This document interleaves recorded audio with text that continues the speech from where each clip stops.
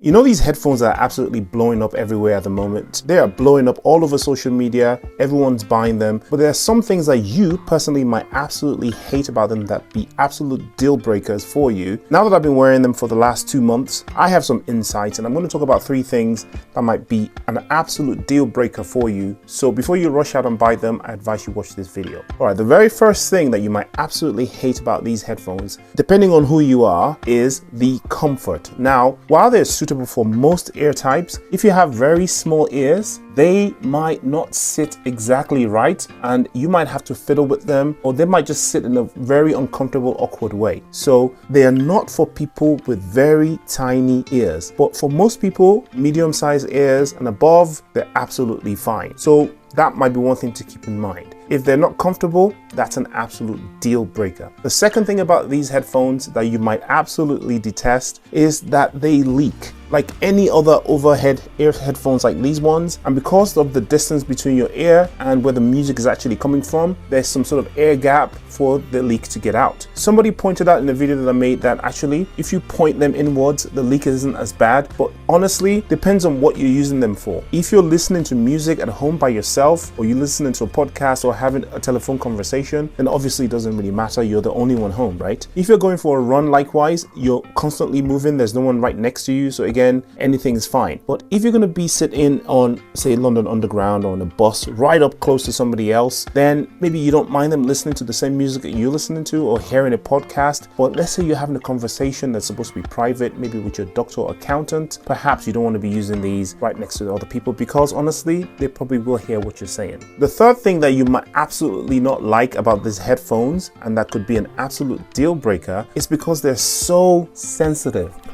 Ooh. They're supposed to be touch sensitive. You can see that bit there. That's so easy to touch, but honestly, they're so hypersensitive, especially if you consider the way that you put them on, say in that way. Sometimes, like I've been using them for a while now and my fingers are used to where to be, but most people when they first start using these are gonna end up just pressing that, and they're so sensitive that they easily either turn off, or you activate Siri or Hey Google, or you end up accidentally making a phone call or whatever. And if you're not looking at your phone screen, you might end up calling someone by accident. So that's a bit of a weird risk, but after a few weeks of use, your hands kind of do adjust to where you place them, and now you hold them, you're more sort of aware of that particular issue. So now that you have 3 reasons that could be a deal breaker, check out this video for 3 reasons why you might absolutely fall in love with these headphones.